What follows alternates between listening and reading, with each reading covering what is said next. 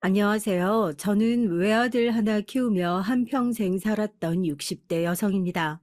남편과 결혼하고 참 평범한 가정을 꿈꾸며 살았던 저였지만 아이가 생기지 않아 무려 8년의 시간을 눈물로 보내야 했어요.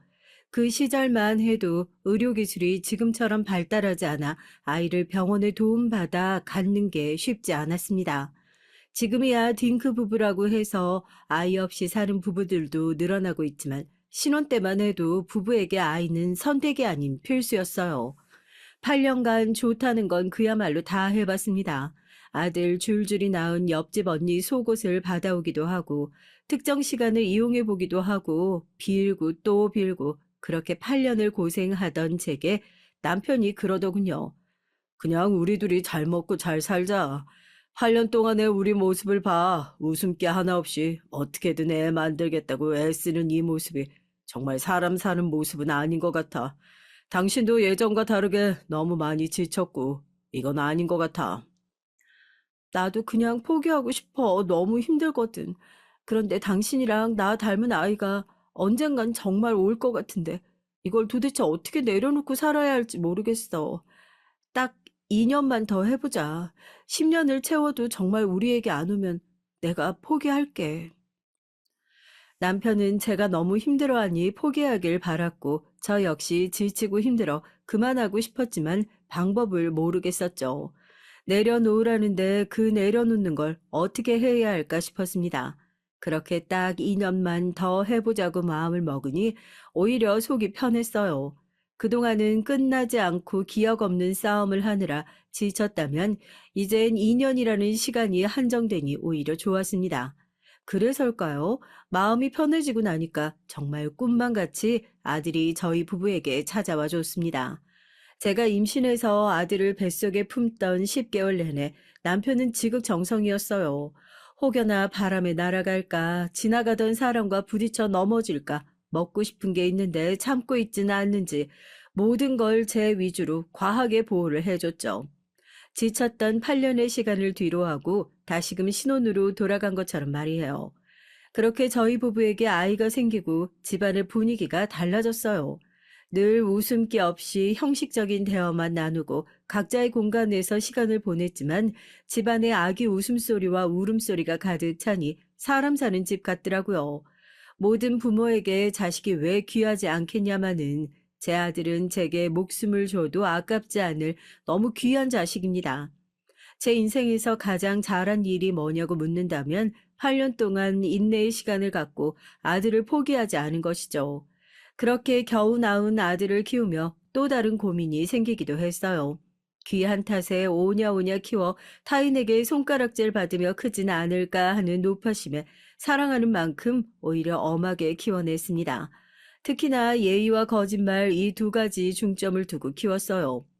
거짓말은 할수록 걷잡을 수 없을 정도로 커지는 일이고 솔직함에 용서를 받을 수 있는 일이 거짓으로 인해 두 번 다시 용서받지 못할 수도 있다는 걸 아들에게 늘 가르쳤고 거짓말을 하거나 예의에 어긋나는 행동을 하면 많이 야단을 맞았어요.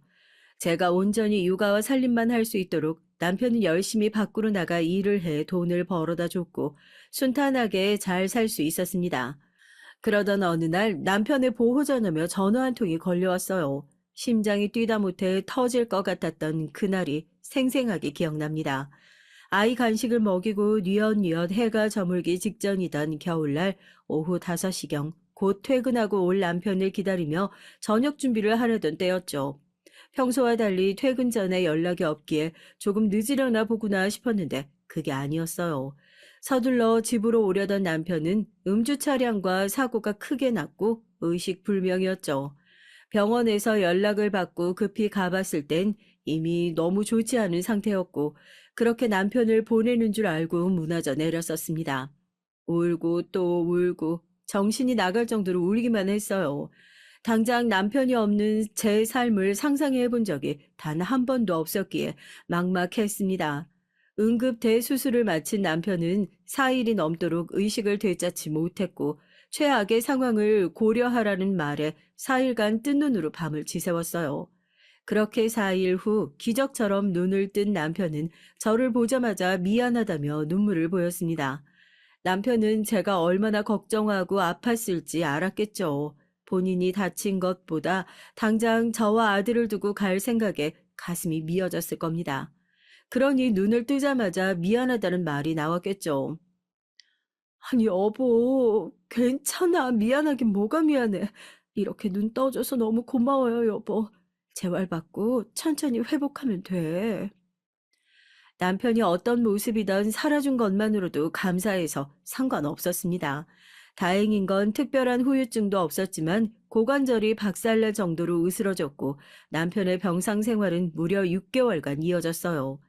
중간에 수술을 추가적으로 하고 말이죠. 어린아이를 키우며 남편의 병간호까지 하는 건 쉽지 않았습니다. 분명 여유롭게 살고 있었지만 남편이 없던 6개월의 공백과 엄청난 병원비까지 결국 남편이 벌어둔 것을 모두 날리고 새로 시작해야 했어요. 6개월간 아이를 병원에 데려오기도 하며 어떻게든 이 고된 시간을 보냈습니다. 병상 생활이 끝나면 모든 게 해결될 거라 굳게 믿고 있었어요. 그러나 퇴원 후에도 남편은 바로 일을 할 수 없었고 휴식기가 필요했습니다. 결국 제가 나가서 돈을 벌지 않으면 당장 먹고 살 길이 없어 남편에게 아이를 맡겨두고 나가서 일을 했어요. 해본 일도 없는 전업주부라 할 수 있는 일은 그리 녹록지 않았고 3개월간 남의 집 청소와 밥을 해주며 돈을 벌었죠. 그렇게 거의 1년 동안의 힘든 시간이 지나고 남편은 예전의 모습을 되찾게 됐어요. 이미 다니던 직장에서 나왔던 남편은 다시 돌아갈 곳이 없었고 돈 100만 원을 들고 사업에 뛰어들었죠. 물론 망할 것을 생각하면 너무 두렵기도 했지만 뭐든 해봐야 했기에 남편을 믿었습니다. 그렇게 4개월이 흘렀을 무렵 놀랍게도 성과는 매출로 보이기 시작했고 남편의 사업은 안정세를 찾아가고 있었어요. 덕분에 다시 이전의 풍요로운 삶을 되찾을 수 있었습니다. 이때는 여태껏과 달리 주택으로 이사까지 하며 저희 가족이 최고로 풍족하게 살기 시작하던 때였죠. 이렇게 부모가 우여곡절을 겪는 동안 아들은 너무 잘 커졌고 벌써 성인이 된 아들을 보며 많은 생각이 들었어요. 언제 저렇게 컸나 싶기도 하고 조금만 천천히 커주지 싶은 아쉬움이 들었죠. 자식이라고는 아들 하나라 취업길에 나선 아들을 보면 언젠가 장가 보내고 나면 너무 허전하고 외로울 것 같았습니다. 아들의 빈자리가 집안에 너무 클 게 분명했거든요. 그래서 남편과 전 사랑스러운 강아지를 키우며 아들을 품에서 떠나보낼 준비를 시작했어요. 아들은 대단한 직업은 아니지만 그래도 알아주는 중소기업에 들어가 평범한 직장인으로 사회생활을 시작했죠. 회사까지 출퇴근길이 막막할 법도 한데 아들은 무려 왕복 2시간 30분 거리를 매일 운전을 해가며 다녔습니다. 일도 늦게 끝날 때가 있는데 그렇게 왔다 갔다 하려면 힘들지 않어? 졸음 운전으로 사고 날까 봐 엄마는 늘 노심초사인데 차라리 회사 근처로 집을 구하는 게 어떠니? 엄마 아빠가 해줄게. 아들 집 나가 살면 엄마 아빠 허전해서 어쩌려고 그래? 난 괜찮으니까 신경 쓰지 마셔요. 그리고 나도 집 나가서 살고 싶지 않거든요. 네가 괜찮다면 상관없는데 마음에 걸려서 그렇지.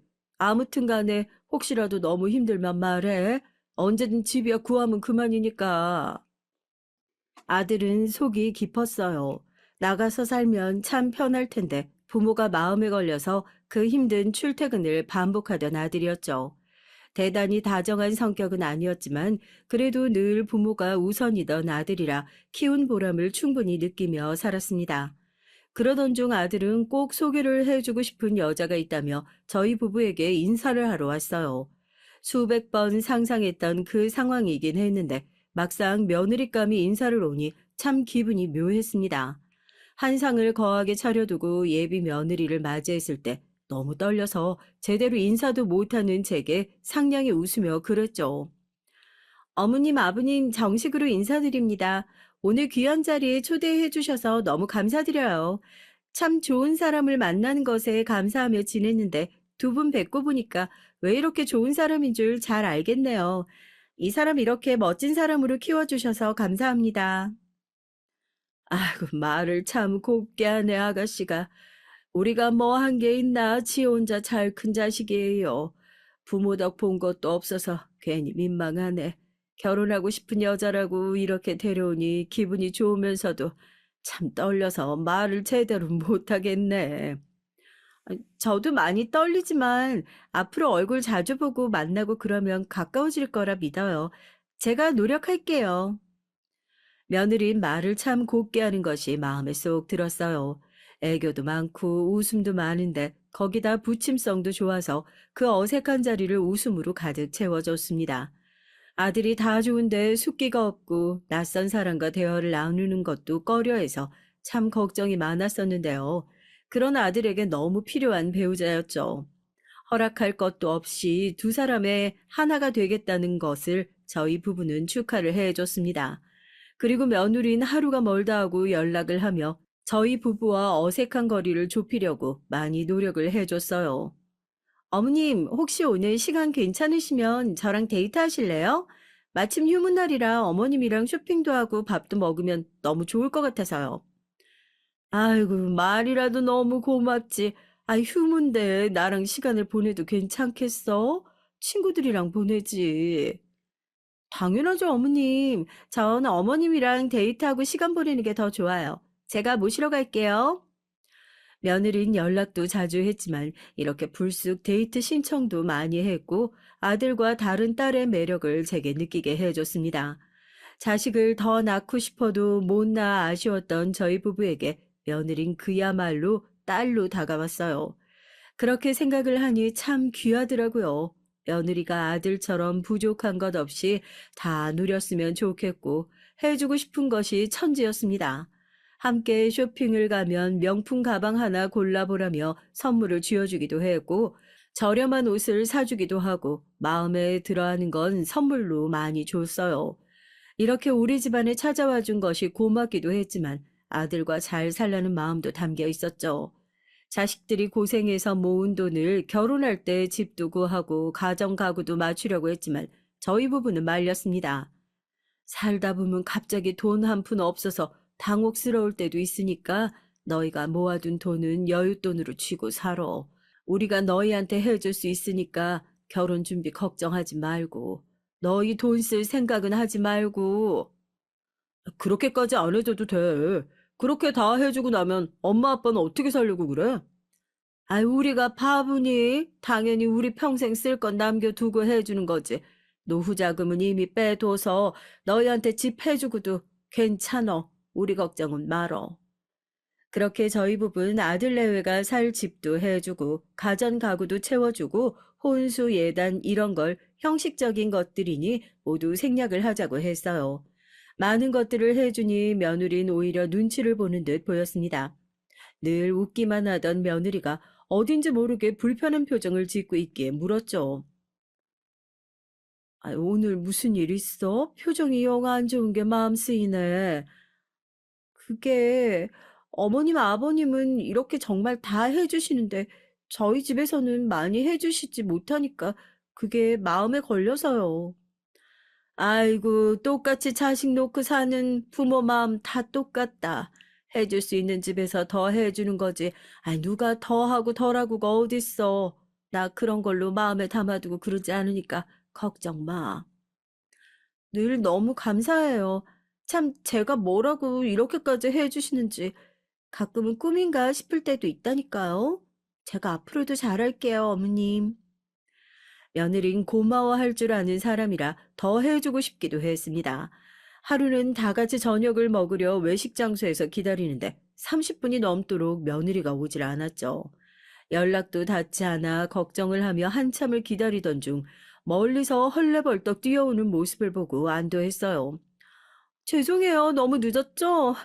퇴근하고 버스를 타려는데 사람이 너무 많아서 놓치고 놓쳐서 지금 도착했어요. 어떻게든 서둘러 오겠다고 뛰어오느라 핸드폰도 못 보고 걱정하셨죠? 아니다, 괜찮다. 아유, 매일 그렇게 힘들어서 어쩌니. 버스 타고 출퇴근하는 것도 보통 일 아니지. 1시간 거리라고 했나? 네, 힘들긴 한데 그래도 방법이 없으니까 괜찮아요. 며느리의 말을 듣고 남편과 진지하게 상의를 했어요. 아들이야 차가 있으니 왔다 갔다 하곤 했지만 며느린 차도 없어서 버스를 타고 다니는 게 괜시리 마음에 걸렸죠. 면허는 있다는 며느리에게 저희 부부는 차를 선물하기로 했습니다. 대단히 좋은 차는 아니지만 그래도 며느리가 출퇴근하고 평소에 끌고 다니기에 무리가 없는 선에서 차를 선물했죠. 어머님, 아버님, 세상에 이게 다 뭐예요? 이렇게 좋은 선물을 해주시다니 감사해요. 정말 감동이에요. 이 차 아까워서 어떻게 끌고 다닐까 싶은데 진짜 잘 끌고 다닐게요. 첫째도 둘째도 안전운전이야. 사고는 언제든 날 수 있으니까 꼭 조심하고. 네가 조금이라도 편하게 다녔으면 하는 마음에서 주는 선물이니까 부담 없이 받아도 괜찮어. 저희가 이렇게 해주는 것 이상으로 늘 며느린 저희 부부에게 더 잘했기에 아깝거나 과하다는 생각을 해본 적이 없었어요. 늘 아들만 신경 쓰고 살던 저희 부부는 어느덧 아들이 아닌 며느리만 신경 쓰며 살게 됐죠. 하루는 아들이 그러더라고요. 내가 이 집안의 사위 같고 저 사람이 자식 같다니까. 내가 아들인데 나는 뭐 없어? 이놈아, 너 결혼할 때 얼마치를 해줬는데 그런 소리가 나와? 장난이지. 너무 고맙다고 보기 좋다고 하는 소리야. 고부지간이 이렇게까지 잘 지내는 게 드물다고 하던데. 서로 잘 지내주니 내가 고마워서 그렇지. 우리한테 워낙 잘하지 않냐. 내 주변 지인들 얘기만 들어봐도 이렇게까지 잘하는 며느리가 한 명도 없더라. 시부모한테 이렇게까지 하는 게 쉬운 일이 아니라서 그게 예쁘고 고마워서 그렇지 뭐. 하나라도 더 챙겨주고 싶고 챙겨주고 싶은 그런 마음인 것 같다. 늘 제 자랑거리인 아들이 아닌 며느리였어요. 지인들 모임에 나가도 며느리 자랑하기가 바빴고요. 우리 며느린 이렇게 싹싹하다, 일도 하면서 피곤할 법도 한데 내조에 시부모 챙긴다며 입에 침이 마르도록 칭찬을 달고 살았습니다. 그렇게 아들 내외가 결혼한 지 2년 차를 맞이했을 때 아픈 일이 벌어졌어요. 며느리가 임신을 했다는 소식을 듣고 저희 부부가 티를 내진 않았지만 너무 기다렸던 소식이라 기뻤죠. 고생했다 그래. 몸은 괜찮고 먹고 싶은 건 없어? 뭐든 말만 해. 다 해줄 테니까. 괜찮아요, 어머님. 제가 먹고 싶은 게 있으면 꼭 말할게요. 그래, 출퇴근하는 건 힘들지 않겠어? 혹시라도 그만두고 싶으면 그만둬. 홀몸도 아닌데 무리해서 일할 필요 없지. 안 그래도 고민 중이에요. 애 낳고 키우려면 일을 못할 거니까 살림을 할지 그냥 일을 다닐지요. 며느린 임신을 하고 나서도 회사를 다녔지만 몸에 무리가 와서 회사를 그만뒀어요. 아들 벌이로도 충분히 먹고 살 수 있다고 해서 걱정을 하지도 않았습니다. 혹여나 부족한 것들 저희가 채워주면 그만이고 무엇보다 며느리의 건강이 우선이었죠. 그렇게 4개월이 흘렀을 때 무려 일주일간 연락이 없더라고요. 하루에 한 번, 아니 두 번씩도 전화를 하던 며느리였기에 일주일간 감감무소식이라 걱정했습니다. 홀몸이 아니니 더욱 걱정이 됐지만 연락을 안 하는 이유가 있을 거라 생각하고 부담 주기 싫어 연락을 하지 않았어요. 남편은 먼저 연락을 해보자고 성화였지만 쉬고 싶을 수 있으니 내버려 두자고 했어요. 그렇게 2주 무렵이 흘렀을 때 아들에게 전화가 왔습니다. 너무 오랫동안 조용해서 걱정하셨죠? 그게 사실은 저희도 받아들일 준비가 필요해서요. 아이가 저희 품에서 떠났어요. 별일이 없었는데 어느 날 갑자기 배가 너무 아프다고 하더니 피가 비치더라고요. 급하게 병원에 데려갔는데 유산이래요. 뭐야? 몸은 괜찮은 거야? 유진이는 어떻게 하고 있어? 아이고, 어떻게 이런 일이 다 있어, 그래. 유산도 출산처럼 몸조리 해야 되는데, 옆에서 잘 챙겨준 거야? 내내 울다가 도저히 이 집에서 못 있겠다고 머리 좀 식히고 온다고 친정 갔어요. 그냥 언제 와도 괜찮으니까 편히 쉬라고 했죠. 유산한 걸 받아들이지 못하더라고요. 왜 아니겠어. 너무 아프고 힘들지. 유진이 돌아오면 꼭 연락 줘라. 내가 무슨 일이 있을 것 같더라니, 세상에. 아유, 왜 너희한테 이런 일이 일어나? 아들 내외의 유산 소식에 억장이 무너져 내렸습니다. 간절히 아이를 바라던 8년의 시간이 다시금 떠오르더라고요. 그때 저 역시 너무 고통스럽고 힘든 시간을 보내봐서 그게 얼마나 아픈지 잘 아니까 찡했습니다. 애가 저렇게 힘들어서 친정까지 갔는데 제가 먼저 연락을 하면 그것도 스트레스로 다가올 것 같아 묵묵히 기다리길 벌써 한 달이 지났어요.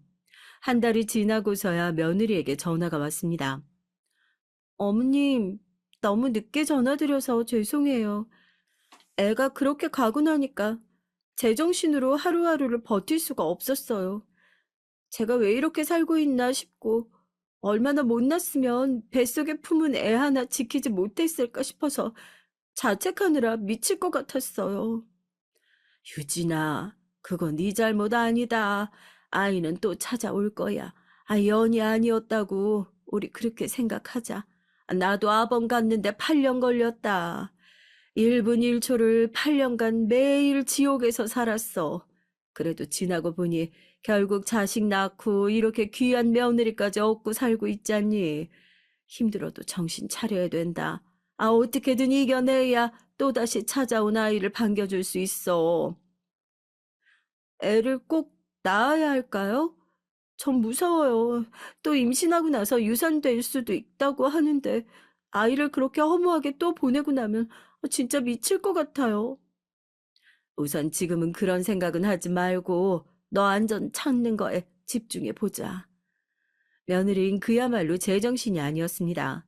통화를 하다 울고 웃고를 반복했고 아이를 원치 않는다는 말도 했죠. 여기서 제가 시어머니가 맞구나를 처음으로 느낀 게 그래도 회복하고 아이는 가졌으면 좋겠다는 생각을 했어요. 과연 정말 내 자식이라면 이런 생각을 할 수 있을까라고 스스로에게 되물으며 반성을 했죠. 정말 밝고 씩씩한 며느리니 분명 극복해낼 것이라 생각을 했어요. 그러나 그 이후부터 집안의 분위기는 완전히 바뀌었습니다. 며느리는 이전과 다르게 연락조차 하지 않았고 도무지 아들 내외가 어떻게 살고 있는지 알 수가 없었어요. 그래도 간간히 아들은 연락이 와서 어떻게 살고 있는지 어렴풋하게 들을 수는 있었는데 아들까지도 연락을 서서히 끊어버렸죠. 애들 또 무슨 일 생긴 건 아닌가 모르겠네. 그러지 말고 반찬 좀 해서 찾아가 보는 게 어때? 이렇게 손 놓고 있을 게 아닌 것 같아서. 연락 안 하면 이유가 있는 거 아니겠어. 그럴 때마다 보채면서 연락하면 유진이 쟤 더 힘들 거야. 우리가 어른이고 부모니까 묵묵히 이 자리 지키며 기다려 보자고. 분명 다시 돌아올 거야. 남편은 아들 내외에게 찾아가자며 성화였지만 전 기다리는 게 맞다고 생각했어요. 사람은 누구나 혼자만의 시간이 필요할 때가 있고 누군가의 방해를 받고 싶지 않을 때가 있는데 며느리가 딱 그런 상태라고 생각했거든요. 위로도 본인이 원할 때 해야 위로지 원치도 않는데 하면 그건 위로가 아니라 생각했습니다. 그런데 무려 1년이 지나도록 소식조차 없으니 도무지 기다릴 수가 없어서 처음으로 제가 먼저 전화를 걸었어요. 한 통을 하고 전화를 받지 않아 다음날 또 한 통을 해보니 그제야 받았습니다. 유진아, 잘 지내고 있는 거지? 연락이 통 없어서 무슨 일이 있나 싶어서 연락해봤어. 반찬이나 뭐 필요한 건 없고? 네, 없어요. 제가 연락을 꼭 해야 하나요? 충분히 사이가 가까워진 것 같은데, 저 아직도 노력해야 돼요? 노력? 우리한테 연락하고 그런 걸 말하는 거니? 당연하죠. 세상 어떤 며느리가 부모도 아닌 시댁에 미쳤다고 그렇게 연락을 해요? 사이 좁히겠다고 약속을 한 게 있으니 노력한 거죠. 그런데 충분히 사이는 좁혀진 것 같은데, 아닌가요? 애까지 먼저 보내고 너무 힘들어서 저도 이제 절 위한 것 말곤 아무것도 안 하고 싶네요. 그런 이유로 연락을 안 했던 거였구나. 유진이 네가 그렇게 생각하는 줄 전혀 몰랐다. 부담스러웠다면 미안하구나. 네, 부담스럽고 싫어요. 결국 이런 게 다 시집살인데 모르셨죠? 어머님처럼 사근사근 말한다고 시집살이가 아닌 게 아니에요. 연락하라고 강요하는 거고 며느리 노릇하라는 거잖아요. 앞으로는 이런 연락 하지 말아주세요. 그냥 저희 둘 잘 사는 거 그거 하나 바란다고 하셨으면 잘 살게 냅두세요. 며느리와의 통화는 그야말로 충격 그 자체였습니다. 결혼 이후 부담 가질까 단 한 번도 먼저 전화를 건 적도 찾아간 적도 없었어요. 오히려 먼저 연락이 온 건 며느리였고 그게 고맙고 예뻤던 건데 더군다나 1년이 넘도록 소식이 없으니 걱정스러워 연락을 한 건데 저렇게 말할 줄 몰랐어요. 며느리와 대화를 나누고 큰 충격에 빠져 한참 동안 말을 이어가질 못했습니다. 시어머니인 저한테 이 정도로 얘기를 할 거면 아들과의 사이에도 분명 문제가 있을 게 뻔했죠. 그럼에도 묻지는 못했어요. 어디까지나 부부 일이고 이미 제 품에서 떠난 자식인데 참견을 하는 건 너무 큰 오지랖이라 생각을 했어요. 며느린 제게 친정에도 이렇게 연락을 안 하는데 너무 요구를 한다는 말도 했고요. 이 말을 듣고 정말 많은 생각을 하게 됐습니다. 그리고 전 두 번 다시 며느리에게 먼저 전화를 걸지 않겠다고 다짐을 굳게 했죠. 무슨 일이 있어도 본인들이 해결할 일이라 생각을 하며 마음을 비워내고 제 일상을 살았습니다. 이날은 오랜만에 가까운 지인들과 점심을 먹기로 해서 모임에 나갈 채비를 하고 급히 나섰죠. 평소보다 늦장을 부린 탓에 약속 시간이 촉박했어요. 서둘러 가던 바로 그때 며느리의 뒷모습과 똑같은 사람을 보게 됐고 저도 모르게 쫓아간 거예요. 한참을 쫓던 중 옆모습을 보니 며느리가 맞았고 전 충격에 빠졌습니다. 며느리는 한 남성의 팔짱을 낀 채 한껏 웃으며 어디론가 향하고 있었기에 저 모습은 제가 봐선 안 될 모습이 분명했어요. 약속을 가야 하는 것도 까맣게 잊은 채 저는 끝까지 며느리를 쫓아갔고 벌건 대낮에 며느리가 도착한 곳은 바로 모텔이었습니다. 모텔에 들어서며 팔짱을 낀 남성과 애정 행가까지 나누는데 전 그 모습을 보고 바로 돌진했죠. 도대체 이게 무슨 일인지 모르겠지만 며느리를 너무 믿었던 만큼 큰 배신감이 느껴져서 저도 모르게 머리끄댕이를 잡고 말았어요. 너 지금 제정신이야? 남편도 있는 유부녀가 벌건 대낮에 남정네랑 모텔에 와? 너 이 남자 누구야? 나한텐 힘들다고 오만 짜증 다 부리고 선 넘는 말까지 하더니 고작 이러고 살고 있었구나 너. 아, 이거 놓으시라고요. 제가 뭘 어떻게 살고 있는데요? 제가 이 사람이랑 뭘 했다는 증거라도 있으세요? 도대체 여긴 어떻게 쫓아온지 모르겠는데 징하네요 정말. 이거 엄연히 미행이고 스토킹 불법인 거 아시죠? 신고할 겁니다. 이게 근데 뚫린 입이라고 어디서 나불거리고 있어. 너 미쳐도 지금 단단히 미쳤다. 내가 이걸 그냥 넘어갈 것 같아? 너 각오해야 될 거야. 하나 물어보자. 왜 이런 짓을 한 거야? 어? 어떻게 네 남편을 두고 이런 짓을 할 생각을 했냐고? 전 분노감에 온 몸을 덜덜 떨며 며느리에게 물었죠. 이렇게 외도를 할 인물도 아니라 생각을 했지만 또 한편으론 정말 그런 이유가 궁금했거든요. 그런데 제 말을 들은 며느린 제게 윽박을 지르며 제 뺨을 후려쳤어요. 네 아들하고는 이미 정 떨어져서 끝이야. 끝이라고. 감히 누구 머리끄댕이를 잡고 있어. 다시 한번 말해줄 테니까 똑똑히 들으세요. 당신 귀한 아들이랑은 정념이 떨어져서 이제 못 산다고요. 아시겠어요? 며느리의 행동과 말에 너무 큰 충격을 받아서 전 대답도 하지 못하고 그 자리에 얼어붙었습니다. 그런 절 뒤로하고 그 남자와 보란 듯이 팔짱을 끼고 모텔로 들어간 며느리였어요. 이 놀라운 상황에 한참을 바닥에 주저앉아 오열을 하다가 집으로 돌아왔죠. 이성을 찾아도 기가 막히고 코가 막히는 그런 상황이었습니다. 이건 제 선에서 해결할 일이 아니라 여겨져 남편에게 곧장 말을 했고 남편은 이 모든 말을 듣고 굉장히 분노했어요. 곧장 아들에게 연락을 해서 집으로 오라고 했고 아들에게서 이 사건의 실마리를 듣게 됐습니다. 그 남자, 저 사람이랑 이전에 만났던 남자야. 둘이 10년이 넘도록 죽고 못 살았는데 집안에서 반대가 심해서 억지로 헤어지고 그렇게 홧김에 나 만나고 결혼했더라고. 그래서 서로 찢어지지 못하고 결혼 생활 내내 저 남자랑 붙어먹고 있었더라고. 심지어 아이도 그래.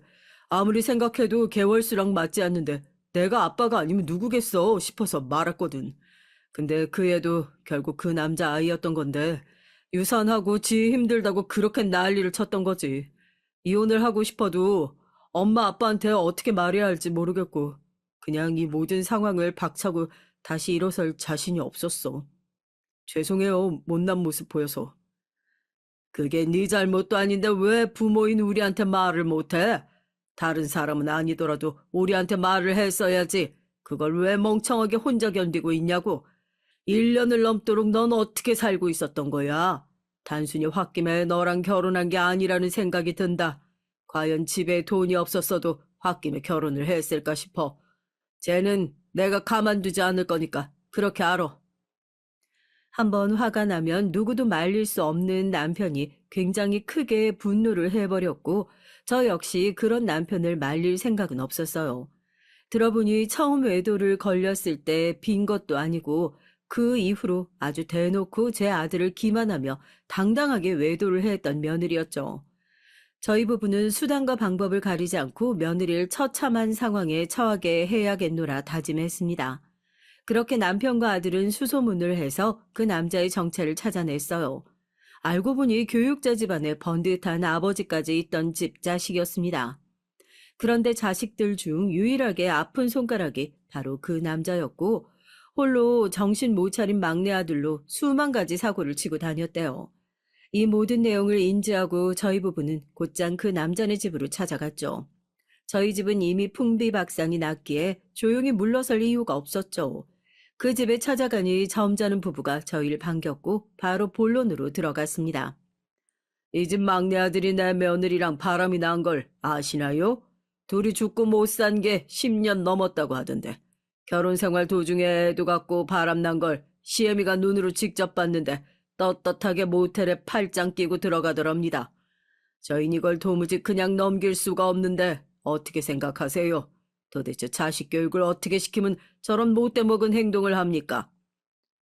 죄송합니다. 아이고, 말로만 들어도 부끄러워서 얼굴을 틀 수가 없네요. 둘을 억지로 떼어놓은 게 바로 전데 뒤에서 그런 짓을 하고 있을 줄 몰랐습니다. 분명 결혼했다는 소식을 듣고 이제 정말 둘이 헤어졌구나 싶었는데 뒤에서 이런 짓을 하고 있었다니 저도 충격이네요. 제 아들은 제가 정신 똑바로 차리도록 단돌이 잘 하겠습니다. 도대체 저 둘이 뭐 얼마나 대단한 사이라고 저렇게 정신 못 차리고 있는 겁니까? 고등학교 3학년 때 둘이 처음 만나서 10년이 넘도록 함께했지만 저희 부부는 이 둘을 떼어놓으려고 별짓을 다 했어요. 너무 어린 나이에 철없이 임신해서 애를 낳지를 않나. 무작정 집에 쳐들어와 며느리라고 받아주라고 하질 않나. 정말 끔찍이도 싫었습니다. 너희 부모 좀 보자고 하니 부모가 없다는 그 애한테 도대체 어떻게 해야 할지 몰라서 무작정 저희 애를 외국으로 보냈어요.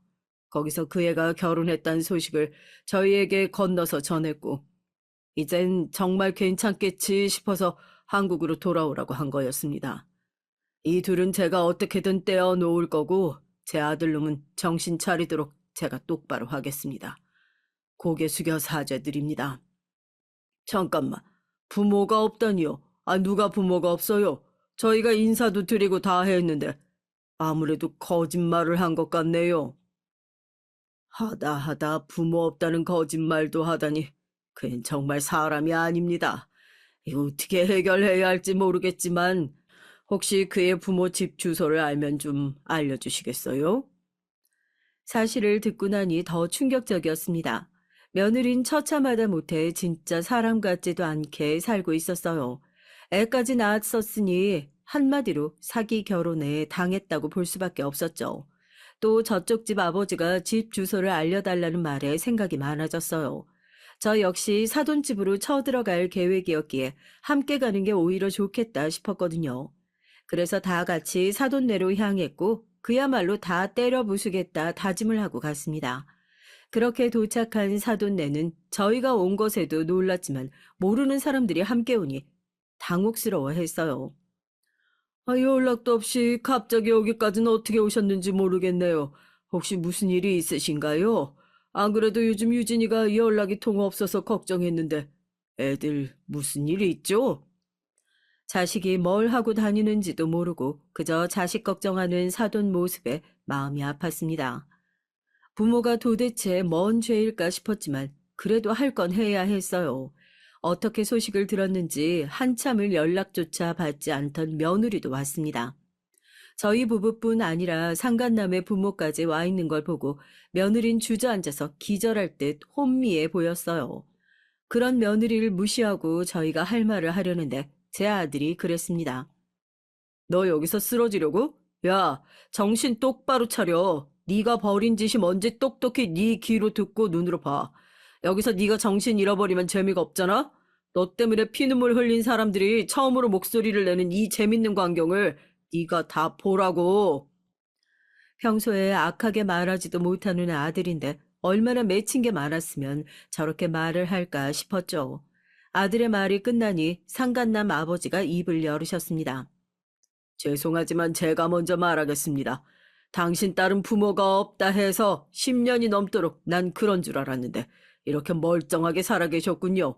제 아들놈과 당신 딸이 10년을 넘도록 만나면서 애도 낳고 사고치고 경찰에도 끌려가고 그렇게 인생 망나니들처럼 살았던 건 알고 계세요?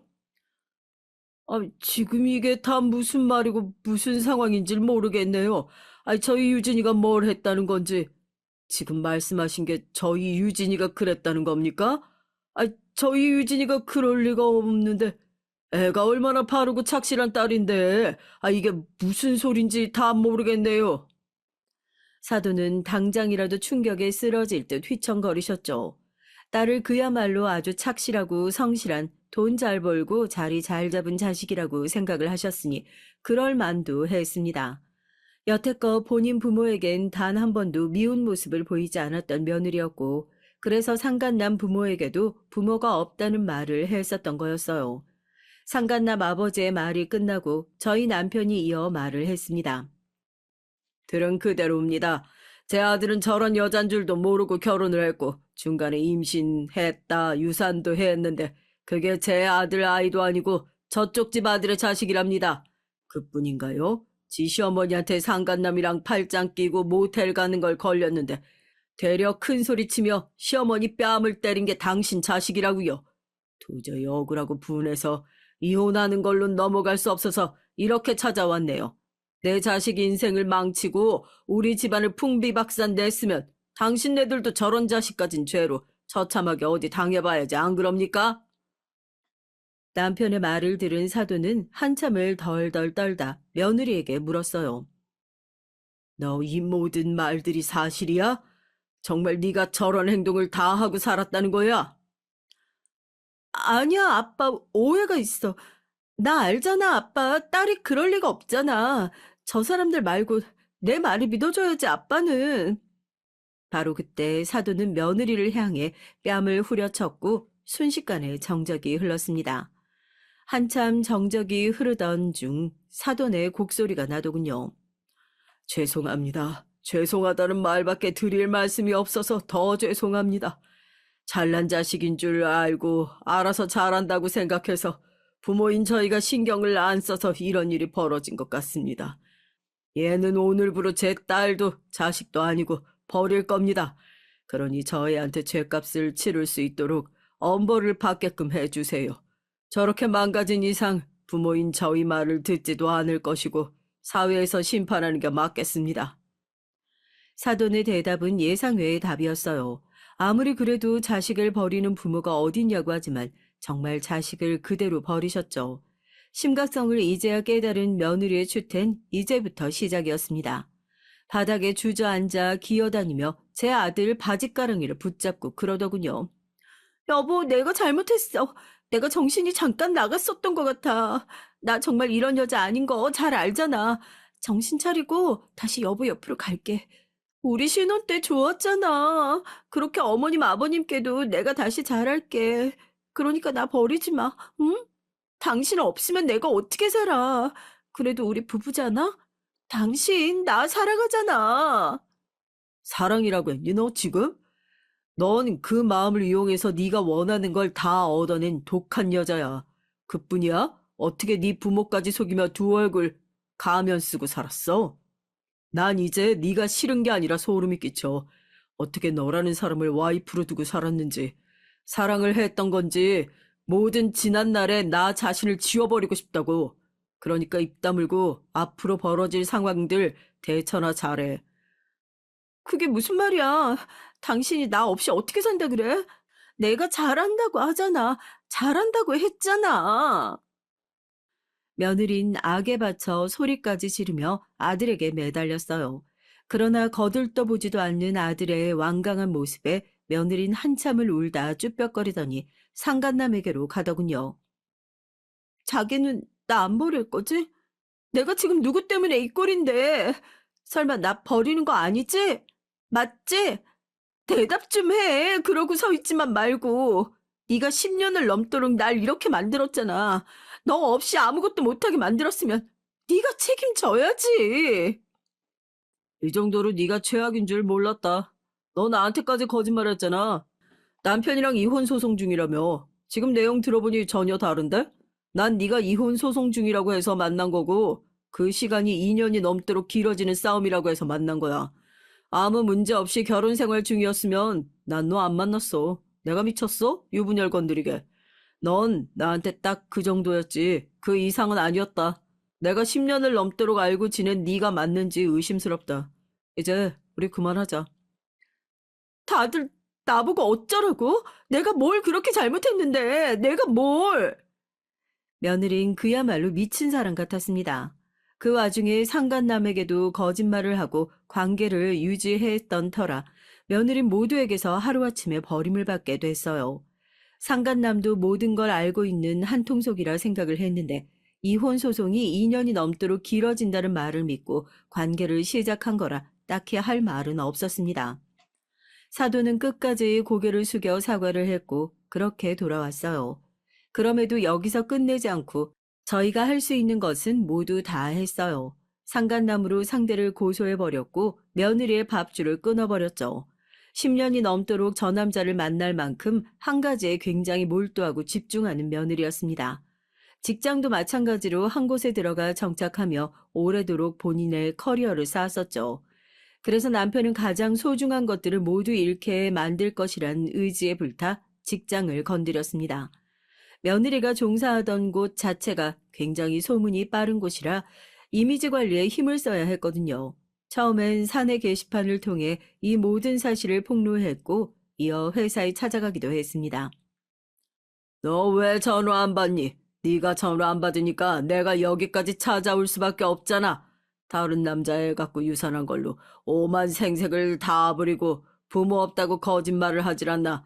상간남한테도 내 아들한테도 버림받는 상황이라 정신이 없니? 그래도 전화를 하면 받아야지. 네가 자꾸 소장을 안 받으니까 내가 번거롭잖아. 네가 피한다고 해서 이 모든 게 해결될 것 같아?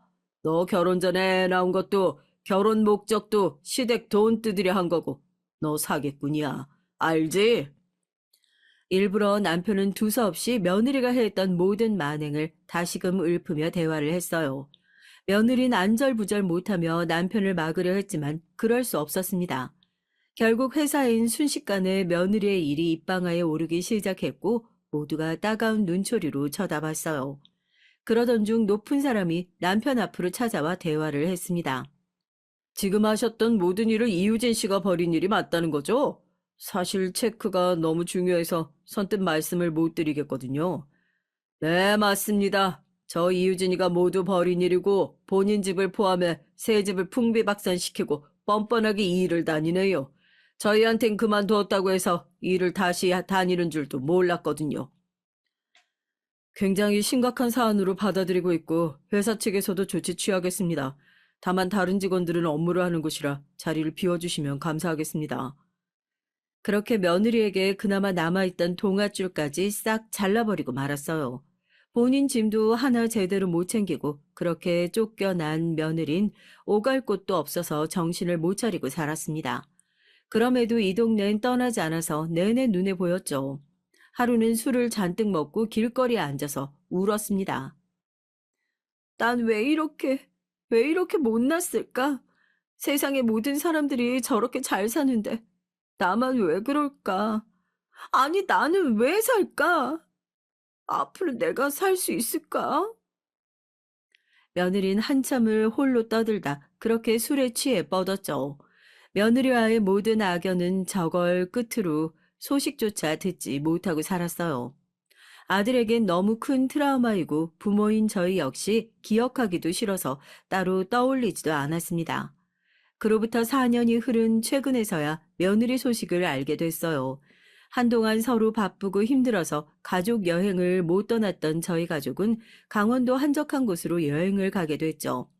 가끔씩 바다를 보면 속이 뻥 뚫리고 기분이 좋아지니 말이죠. 아들은 그 이후 4년간 운동을 아주 열심히 해서 몸을 만들어 사진을 찍기도 하고 원래 본인이 하던 일에선 좋은 성과를 거두며 지냈습니다.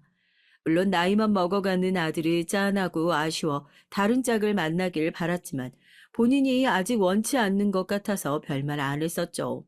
그런데 가족 여행을 가서 저녁을 먹을 때 아들이 슬쩍 나가서 전화를 하더니 누군가를 데려오더라고요. 바로 새 며느리였습니다. 어떻게 소개를 해드릴까 참 고민을 많이 했는데 이 사람이랑 여기서 서로 마음을 제대로 확인하고 앞으로 쭉 미래를 함께 하기로 했거든요. 분명 두 분이 좋아하실 거라 생각해서 저희끼리 깜짝 서프라이즈를 했는데 놀라셨죠? 저 이 사람이랑 결혼하려고요. 아들의 말에 저희 부부는 깜짝 놀랐지만 주책맞게 전 눈물이 났어요. 평생 저렇게 상처받고 홀로 살 줄 알았던 아들이 정말 참한 며느리를 데려와 결혼을 하겠다고 하니 감사하더라고요. 심지어 초혼인 며느리인 아들이 받았던 상처, 저희 부부가 받았던 상처까지 헤아리는 마음씨를 가지고 있었습니다. 더 말할 것도 없이 너무 고맙구나. 그냥 이렇게 준비도 없이 예고도 없이 만났지만 마음이 참 편하고 눈물이 나는 게 우리가 인연인 것 같다. 두 사람이 뭘 어떻게 하고 살든 두 사람 몫이지만 그저 서로의 신뢰에 어긋나는 일만 하지 말고 살았으면 한다. 그렇게 아들은 오랜만에 떠난 여행지에서 새 출발을 예고했고 남은 2일간의 여행을 새 며느리와 함께 했어요. 마지막 날 저녁은 조금 허름하지만 현지 맛집이라고 해서 찾아갔죠. 그야말로 여행의 마지막 날이지만 저희 가족에겐 너무 특별한 여행이라 뭘 하든 행복했어요. 음식을 주문하고 한참 수다를 떨던 중 추가 주문을 하려고 직원을 불렀는데 글쎄 전 며느리가 아니겠어요? 서로 너무 놀라서 한참을 멀뚱히 쳐다만 보다 자세히 보니 예전과 정말 많이 달라진 몰골이었습니다. 늘 화려하게 꾸미고 다니던 사람이 허름한 옷에 후줄근하게 입은 옷, 대충 묶은 머리는 떡져 있고 참 놀랐네요. 저희를 보고 한참 당황스러워하더니 입을 열더라고요. 안녕하세요. 오랜만에 뵙네요. 전 그냥 이렇게 살고 있어요. 아무도 절 모르는 곳까지 도망치듯 와서 이 집에서 홀 서빙하면서 4년 살았는데 어떻게 여기서 마주치네요. 지난날에 제가 벌인 짓들은 용서받을 수 있는 일이 아니라고 생각하면서 하루하루 후회 속에 여전히 살고 있어요. 그런 말을 우리한테 왜 하는 거죠? 서로 뭐 반가운 사이라고 인사할 것도 아닌 것 같은데 그쪽 할 일 하세요. 너무 죄송해요. 아무리 곱씹어 생각을 해봐도 제가 왜 그렇게까지 행동을 했는지 모르겠더라고요. 언젠가 기회가 된다면 진심 어린 사죄를 꼭 하고 싶었는데 이렇게 만나서 불편하시겠지만 이기적으로 사죄 드립니다. 굳이 새 며느리까지 있는 자리에서 저렇게 말을 하니 서로 눈치가 보였죠. 그래서 제가 일어나 전 며느리를 보내려고 하는데 새 며느리가 말을 하더군요. 누군지 참 궁금했는데 이렇게 얼굴 보네요. 전 이 사람과 결혼할 사람이라 충분히 자격이 있다고 생각하고 말할게요. 사과도 상대가 원치 않으면 하지 않는 게 예의예요. 더군다나 가족들끼리 모여 식사하는 이 자리에 누군가 함께하고 있는 자리에선 더욱 예의가 아니죠. 이젠 제 가족들이라 제가 알아서 모시고 잘 살 거니까 그쪽은 어머님 말씀처럼 그쪽 하던 일 하시면 좋을 것 같네요. 듣던 대로 여전히 이기적이라 한마디 합니다. 새 며느리의 말에 저희 부부와 아들은 미소를 지었습니다. 당차고 멋지고 아주 시원하게 한 방 날려준 것이 좋았거든요. 새 며느리의 말을 듣는데 이제야 비로소 걱정 없이 살 수 있겠구나 싶었어요. 그렇게 애들은 결혼을 시켰고 나이가 있는지라 아이는 기대도 안 했는데 바로 임신까지 하더군요. 인연이 바로 이런 거 아닐까 싶습니다. 다가올 새해에 드디어 손주를 보는데 너무 기뻐요. 인생 살다 보면 우여곡절이 참 많다고 하지만 그래도 저희 가족에게 크고 작았던 사건, 사고는 모두 잘 이겨낸 것 같네요. 이젠 태어날 손주와 함께 할 행복한 미래를 꿈꿔보고 있습니다. 집안에 사람이 잘 들어와야 한다는 걸 뼈저리게 느꼈던 지난날이에요. 자식이 선택한 것을 반대할 길은 없지만 그래도 인생을 더 산 어른으로서 올바른 길로 갈 수 있도록 인도를 해주는 것이 맞다고 생각하고 다시 시간을 돌려본다면 저 역시 신중할 것 같습니다. 무슨 일이든 신중해서 나쁠 건 없으니 말이죠. 긴 글 읽어주셔서 감사합니다. 안녕하세요. 저는 새 아이를 혼자 키우고 있는 워킹맘이에요. 남편을 만난 건 부모님의 소개였습니다. 어머니 지인이 좋은 사람이 있다고 소개를 시켜주셨죠. 부모님 소개로 만나는 사람이 아직도 있구나 싶으시겠지만 그것도 벌써 10년은 더 전의 얘기랍니다. 제가 연애에 도통 관심을 보이지 않다 보니 부모님께서 마음이 급하셨던 모양이에요. 하여튼 남편은 재미있고 다정하고 좋은 사람이었습니다. 그땐 말이죠. 제가 처음 만났던 남편은 정말 너무 좋은 사람이었어요. 좋다 못해 뒤통수를 수도 없이 맞고 다니는 그런 남자였죠. 그걸 좀 더 일찍 알았더라면 좋았을 걸. 전 남편이 결혼 전부터 저 몰래 친구들에게 돈을 빌려준다거나 보증을 섰던 것으로 돈 문제가 끊이지 않았다는 걸 전혀 몰랐거든요. 알고 보니 시부모님께서 수습을 해준 것도 한두 번이 아니었더라고요. 저희 어머니께선 동네 시장에서 작은 분식집을 운영하셨어요. 제가 기억하는 어머니의 모습의 배경엔 늘 그 분식집이 있었고요. 결혼하고 얼마 되지 않아 어머니께서 지병으로 더 이상 분식집을 운영할 수 없게 되면서 그 분식집을 어떻게 해야 하나 가족들 사이에 말들이 많았습니다. 남동생은 그냥 팔아버리자고 했지만 어머니께선 무척 서운해하셨어요. 저 역시도 어머니와 같은 마음이었고요. 그래서 전 용기를 내서 분식집을 계속해서 운영하고 싶다고 말했죠. 남편은 제가 원하는 일이라면 언제든 응원한다고 말하며 제 편을 들어줬지만 남동생 반응은 냉담했습니다. 절대로 잊을 수 없는 일이라는 식으로 말이요. 그 회사를 어떻게 들어갔는데, 누나는 아쉽지도 않아? 누나 미쳤어. 갑자기 분식집은 무슨 분식집이야. 그리고 요즘 누가 시장에 온다고. 그냥 더 떨어지기 전에 팔자니까. 남동생 말이 틀린 건 아니었죠. 비록 그 시장이 크고 유명한 곳이라 장날이 되면 사람들이 모인다곤 하지만 그래도 시장보단 다들 마트를 이용하는 분위기잖아요. 하지만 전 고집을 부려 분식집을 운영하겠다고 했죠. 결국 남동생과 딱 6개월만 해보고 안 된다 싶으면 바로 그만두겠다고 약속을 하고는 겨우 시작할 수 있었습니다. 어머니의 손맛을 배우는데 많은 시간이 필요하진 않았어요. 전 머리부터 발끝까지 아버지를 빼다 박았다는 말을 많이 들었지만 딱 하나 어머니를 닮은 것이 있다면 바로 손이었어요. 손으로 하는 것들은 재주가 좋았거든요.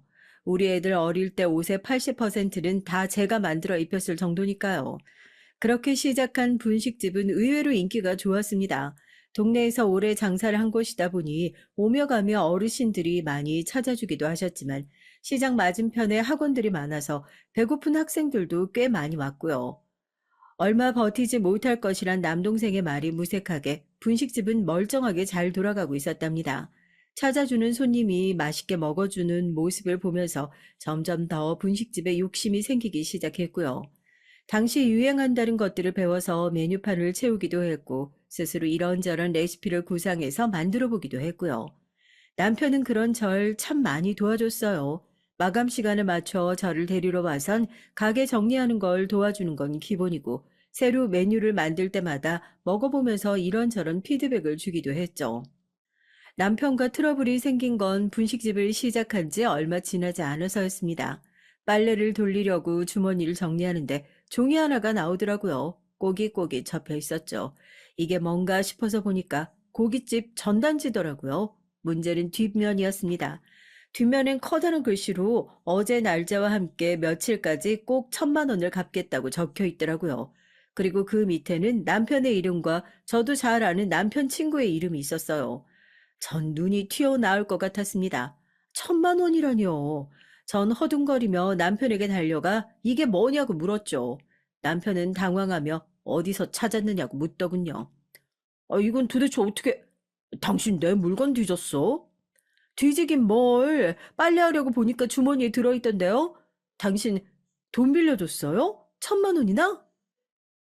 별일 아니야. 당신 몰라도 되는 일이야. 아니, 이렇게 큰 돈을 빌려줬는데 내가 몰라도 된다니 무슨 소리예요? 당신 돈이 어디 있어서 돈을 이렇게 빌려준단 말이에요? 아니, 내가 벌어둔 돈인데 뭐 어쩌라고. 지금 당신 허락이라도 받으란 말이야? 전 어처구니가 없었죠. 물론 남편이 번 돈이니까 남편이 마음대로 하겠다는 말이 틀린 건 아니죠. 하지만 1,000만 원이나 되는 돈을 누군가에게 빌려준다면 말 정도는 저한테 해줄 수 있는 게 아닐까 싶었거든요. 얘기를 듣고 계시는 분들은 어떠세요? 궁금해하는 제가 잘못된 걸까요?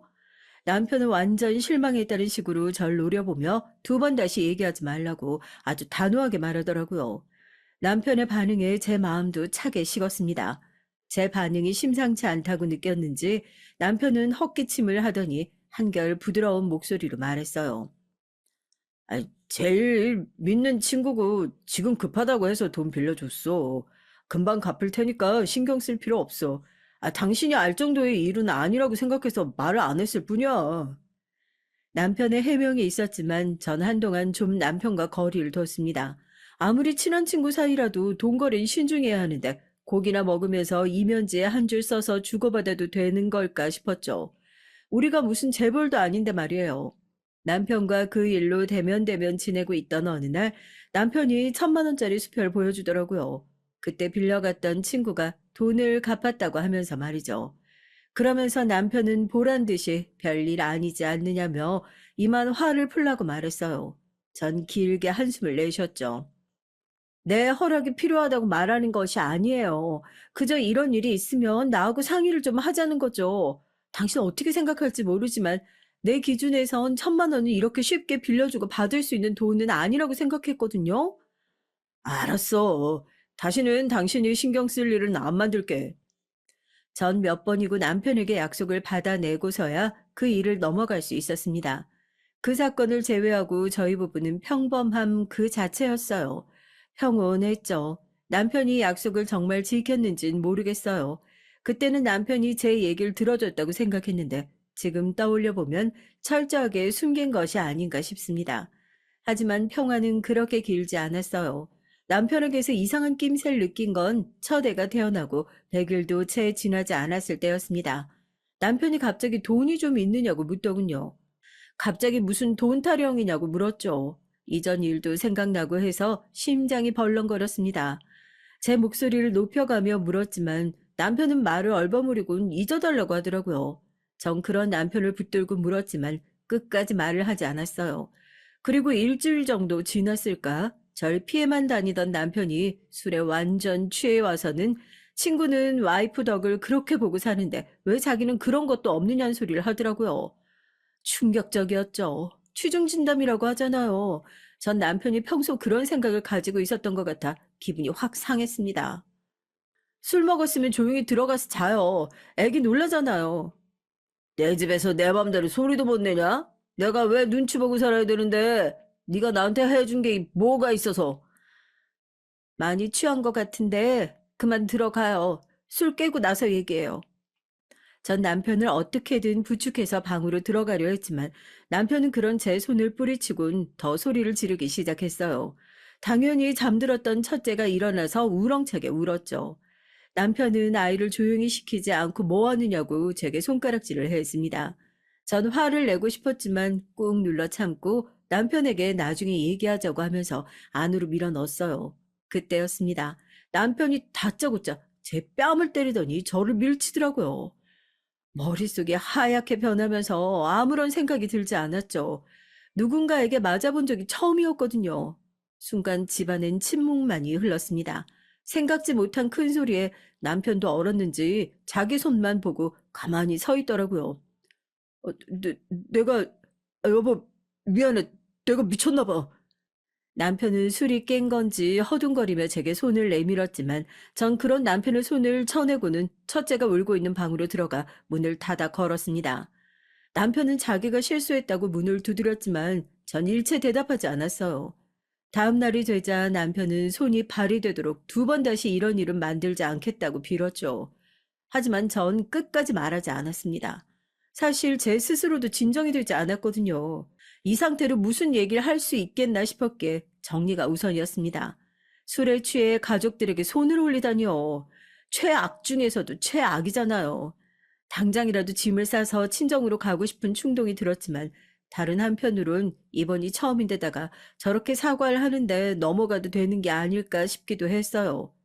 바보 같은 생각이었죠. 사람 고쳐 쓰는 거 아니라고 주변 사람들 얘기가 당시엔 하나도 떠오르지 않더라고요. 그래서 전 이번 한 번만은 없던 일로 하겠다고 했죠. 그렇게 결혼하고 6년이란 시간이 흘렀습니다. 그날 이후 남편은 술을 일체 입에 대지 않았어요. 마치 그날의 일이 꿈처럼 느껴지더라고요. 저희 집은 평화롭게 흘러가고 있었습니다. 아이도 둘이나 태어났고 분식집은 여전히 손님들이 많았으며 남편도 회사에서 승진을 했거든요. 저희 가정에 불운이 들기 시작한 건 셋째를 임신했을 때였어요. 남편이 회사 일이 바쁘다며 점점 귀가 시간이 늦어지기 시작했죠. 술도 잘 마시지 않는 사람이 만취 상태로 집에 기어 들어오기도 했고요. 심지어 시장 입구에서 잠들어 경찰서에서 연락이 오기도 했답니다. 하루아침에 바뀐 남편의 모습에 전 정신을 차릴 수가 없었어요. 무슨 고민이 있느냐고 힘든 일이 있으면 같이 이겨내자고 그렇게 말을 했지만 남편은 괜찮다고만 했고요. 하지만 시간이 지날수록 남편의 얼굴엔 근심으로 가득했고 툭 하면 한숨을 내쉬기도 했어요. 여보, 그렇게 혼자서 끙끙거리지 말고 무슨 일이든 얘기를 좀 해봐요. 그래도 둘이서 고민을 하면 해결책이 보일 수도 있잖아요. 아니야, 이 일은 무슨. 내가 너무 걱정시켰지. 잘 해결되고 있어. 정말 해결되고 있는 거 맞아요? 당신 점점 이상해지고 있다고요. 내가 다 알아서 한다니까. 아, 왜 이렇게 성가시게 굴어? 급기야 남편은 화를 내기 시작했어요. 순간 남편이 제게 손을 올렸던 그날이 떠오르면서 온몸이 떨렸죠. 금방이라도 그날처럼 남편이 돌변할 것 같아서 무섭더라고요. 이걸 다행이라고 말해도 될진 모르겠지만 하여튼 다행스럽게도 남편은 그렇게 소리를 지르는 것으로 끝이었습니다. 어쩌면 듣고 계시는 분들 중에는 그러게 뭐하러 자꾸 묻느냐고 절 타박하시는 분도 계실 거예요. 괜히 일을 만든다고 하실 수도 있죠. 실제로 시어머니께선 힘들게 일하는 남편 바가지 긁는다고 한 소리 하셨거든요. 알아서 잘 할 텐데 뭐가 그렇게 못 믿어서 캐묻느냐고요. 너는 뭐가 그렇게 궁금한 게 많은 거야? 아, 어련히 알아서 잘할까? 네가 그렇게 하면 잘 될 일도 안 되겠다. 어머니, 아무리 그래도 저렇게 사람이 점점 예민해지고 날카롭게 반응하는데 걱정되는 건 당연하잖아요. 요즘 집에 와서 애들한테도 화를 내질 않나. 외박까지 하는데 어떻게 안 물어봐요? 남자 하는 일에 어디서 여자가 입을 대기를. 그동안 우리 아들이 월급을 안 갖다 준 적이 있기라니, 아니면 바람이 난 적이 있기라니, 그냥 입 닫고 기다리라 하면 그러겠다 하고 말리를. 월급이요? 어머니, 매달 애들 학원비 제외하고 그의 월급 본 적도 없어요. 분식집 시작하고 나서부터 생활비는 다 제가 충당했고, 남편 월급은 본인이 관리하고 있는데 무슨 말씀이세요? 적금이랑 펀드랑 해서 목돈 만들겠다고 큰 소리 쳐서 전 그이가 얼마를 버는지도 모른다고요. 시어머니께선 저의 고백에 당황하신 듯이 눈을 피하시며 헛기침을 하셨죠. 제가 그동안 말을 안 했으니 당연히 모르고 계셨겠지만 남편이 제게 달마다 주는 돈은 고작 50만 원이 전부였어요. 그걸로 애들 둘 태권도에 어린이집 보내기도 빠듯했죠. 하지만 전 남편을 믿었습니다. 초반엔 적금 통장도 보여주더라고요. 매달 넣고 있다고 하면서 말이죠. 애들 이름으로 된 통장도 있었고 해서 전 한 번도 남편이 월급을 딴짓을 하고 있다곤 의심하지 않았어요. 나중에 알았지만 시어머니께선 남편의 당시 상황에 대해서 다 알고 계셨더라고요. 혹시나 제가 알면 어떻게 하나 싶은 마음에 오히려 큰 소리를 치셨던 겁니다. 하지만 얼마 가지 않아 전 남편이 무슨 일로 그렇게 신경이 곤두섰는지 알 수 있었어요. 그날의 일은 지금 기억을 해도 등에서 소름이 돋고 식은땀이 흐르는 것 같네요. 마감 시간이 다가오기에 가게 안을 정리하고 있는데 180은 훌쩍 넘어 보이는 큰 키에 운동을 했는지 다부진 체격을 한 남자 다섯이 가게 안으로 들어오더라고요. 전 마감이라고 말씀드렸지만 그 사람들은 제 목소리는 들리지도 않는지 가게 자리를 잡았습니다. 전 무서웠지만 다시금 마감 시간이라고 말씀드렸어요. 아주머니, 김성찬이란 사람 알지?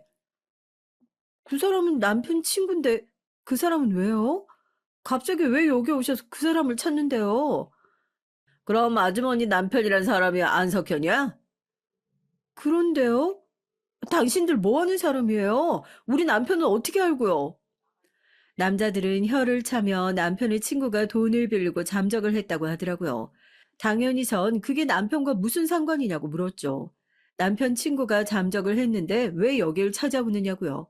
그런데 연달아 놀라운 얘기를 하더라고요. 남편이 연대 보증은 물론 남편 역시 돈을 빌렸다고요. 저는 너무 놀라 몸을 휘청거렸지만 겨우 벽에 기대어 넘어지는 걸 피할 수 있었습니다. 전 남편이 제게 말도 없이 연대 보증인이 되었다는 사실도 놀랐지만 사채를 썼다는 것에 더 충격을 받았어요. 사채라니요. 남편이 무슨 돈이 얼마나 필요해서 사채를 쓴단 말인지 이해가 되질 않았습니다. 당연히 전 그 사람들에게 남편이 무슨 돈을 빌리느냐고 절대 그럴 리 없다고 말했죠. 그러자 남자들은 차용증을 보여줬습니다. 전 몇 번이고 차용증을 읽었어요. 도저히 믿을 수가 없었거든요. 하지만 제 믿음은 산산조각 나고 말았습니다. 차용증에는 선명하게 남편의 이름은 물론 눈이 튀어나올 만큼의 금액이 적혀 있었어요. 상상으로도 해본 적이 없을 만큼의 거액이었죠. 무려 1억이었습니다. 머릿속엔 오만 가지 생각이 떠돌아 다녔어요.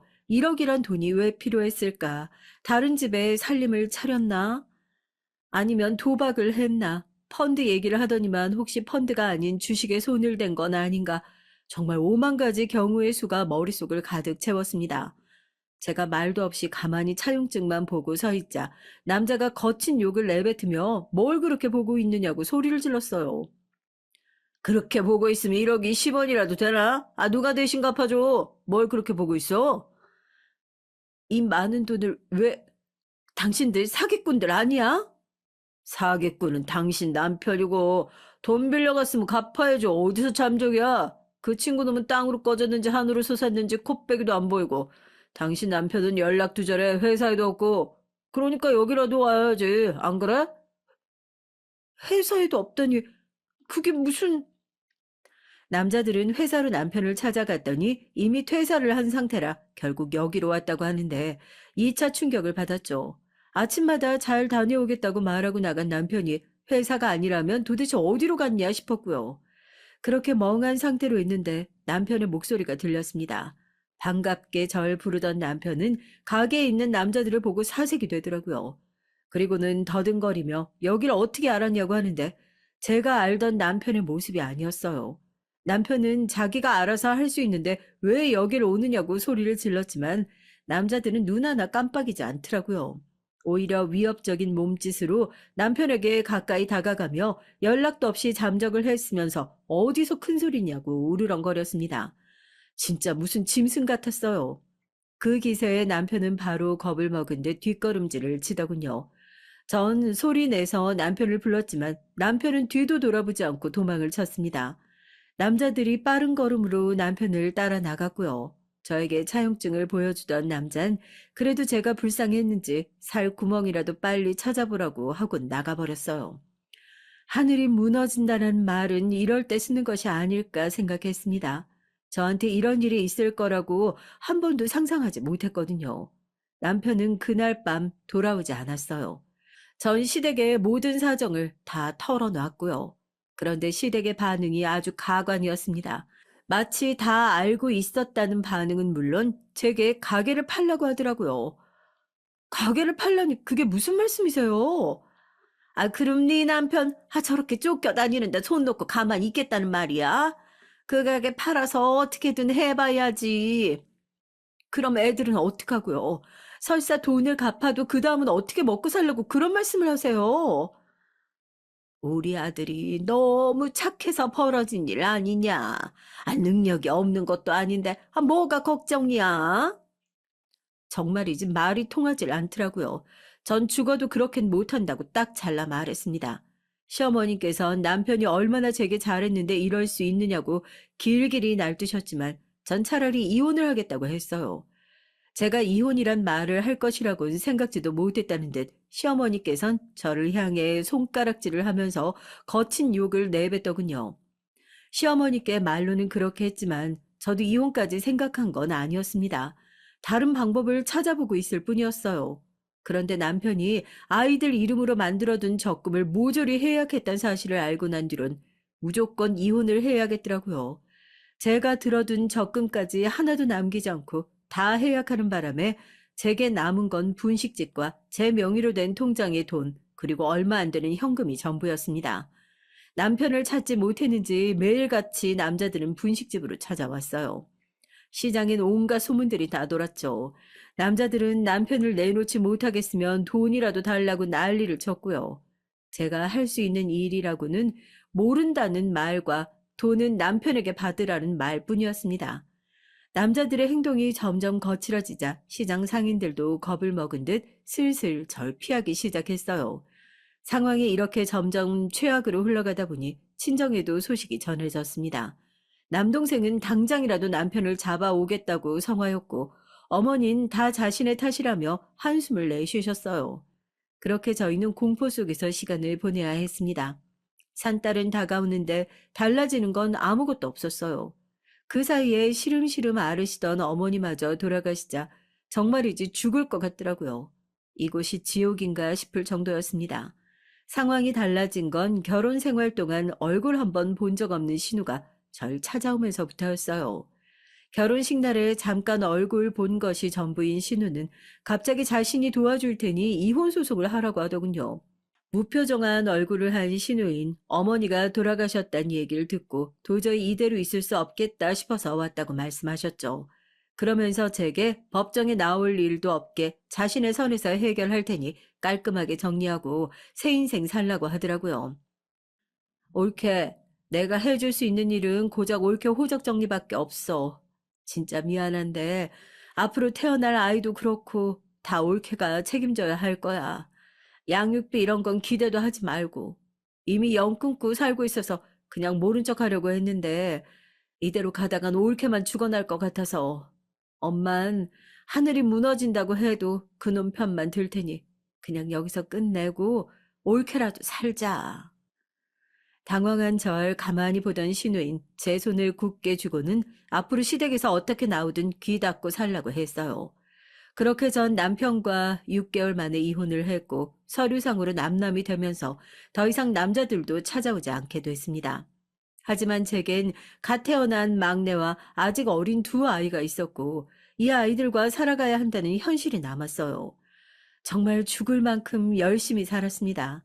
몇 번이고 찾아와 자기 아들을 잡아먹었다고, 자기 아들이 저 때문에 고생한다고 시장이 떠나가라 외치는 시어머니의 등살을 겨우 견뎌가며 버텼죠. 아이들이 아니었다면 그렇게 버티지 못했을 겁니다. 하지만 하늘도 무심하시지. 어렵게 산을 하나 넘었더니 더 큰 산이 제 앞에 떡하니 버티고 있더라고요. 바로 막내였죠. 막내는 태어날 때부터 몸이 약했어요. 아이를 가졌을 때 남편의 일로 아이에게 신경을 못 써준 것이 원인이 된 것 같아 자주 알아눕는 막내를 볼 때마다 죄책감이 들었죠.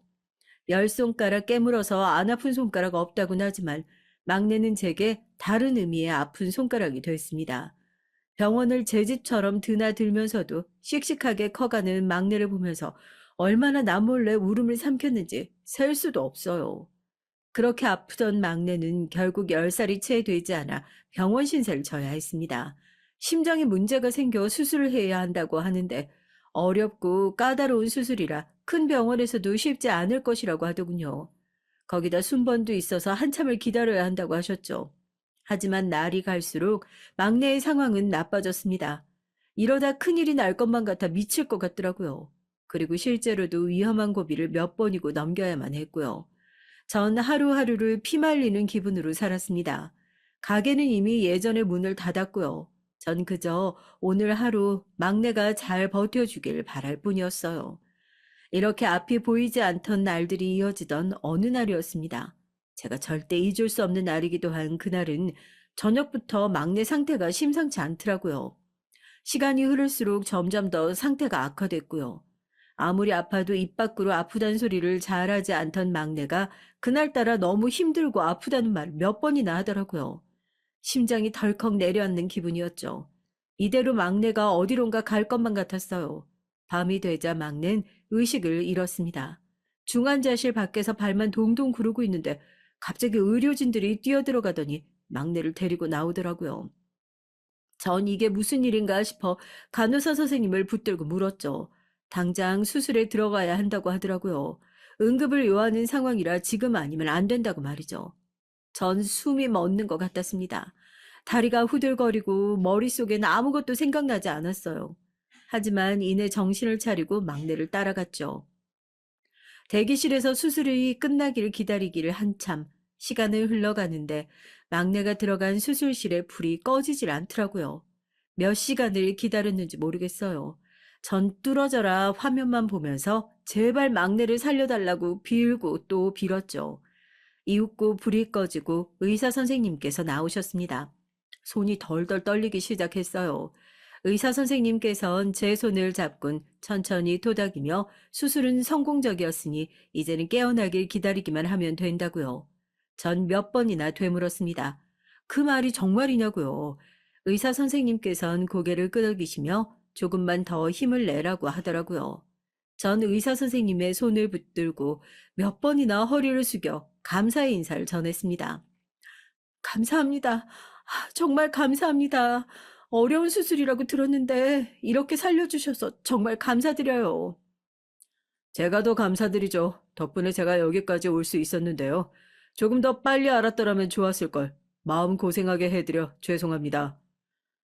전 의사 선생님의 말씀에 고개를 갸웃거리며 바라봤습니다. 생전 처음 보는 얼굴이었어요. 의사 선생님은 그런 절 보고는 빙그레 웃기만 하셨고요. 전 혹시 우리가 만난 적이 있느냐고 물었지만 의사 선생님께선 대답이 없으셨어요. 그저 다음날 따로 찾아뵙고 말씀드리겠다고 하고는 감사하다는 말을 꼭 하고 싶었다고 하시곤 허리를 숙이셨습니다. 당황한 제가 허둥거리며 같이 허리를 숙였다 들어보니 의사 선생님께선 이미 가버리셨더라고요. 머릿속에 온통 물음표로 가득했지만 전 그저 막내가 살아있음에 감사하기로 했어요. 저의 의무는 다음날 쉽게 해결이 됐어요. 막내가 의식을 되찾았다는 소리에 안도하고 있는데 의사 선생님께서 휠체어에 탄 할머니 한 분과 함께 절 찾아오셨더라고요. 전 단박에 그 할머니가 어떤 분인지 알아볼 수 있었죠. 꽤나 오래된 기억이었지만 계속해서 마음에 남았었거든요. 분식집을 시작한 지 얼마 되지 않은 시기였습니다. 오전에 늘 장사 준비로 정신이 없었어요. 점심시간이 되면 하나둘 손님들이 몰려들기 시작했거든요. 그날도 어김없이 한바탕 점심 장사를 마치고 살짝 여유가 생겨 가게 한쪽 자리에 앉아 쉬는데 나이 드신 할머니 한 분께서 가게 앞을 서성이시더라고요. 폐지를 줍는 할머니셨죠. 시장에선 유명한 할머니셨어요. 남편에게 맞고 살던 딸이 손주 둘을 맡기고 도망치는 바람에 없는 살림에 애들 키우느라 고생이 많다는 얘기를 들었거든요. 거기다 손버릇이 나쁜 사위가 툭하면 집에 찾아온다는 얘기도 들었죠. 사위를 피해 여기저기 이사를 다니시다 결국 저희 동네에 정착을 하셨다는데 어떻게 알았는지 아직도 사위가 찾아온다고 하더라고요. 시장에선 다들 그 할머니를 안타까워하면서도 그 사위가 무서워서 피하는 편이었어요. 한 번은 시장 바닥 한가운데서 딸을 어디다 빼돌렸냐고 할머니께 난리를 피워서 경찰이 오기도 했거든요. 전 벌떡 일어나 할머니께 다가갔습니다. 할머니, 뭐 드릴까요? 저희가 폐지는 잘 안 나오는데. 아니야, 네, 할머니, 뭐 필요한 거 있으세요? 저기, 떡볶이 말이야.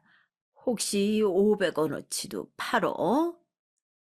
저희 분식집에선 떡볶이 1인분이 2,000원이라 500원어치를 팔 리가 없었죠. 그런데 할머니 얼굴을 보고 있자니 그렇게는 팔지 않는다는 말이 전혀 나오질 않더라고요. 전 당연히 된다고 말씀드리면서 슬쩍 무슨 날이냐고 물었죠. 사실 매번 가게 앞을 지나가면서도 할머니께선 눈길만 주실 뿐 한 번도 사가신 적이 없었거든요.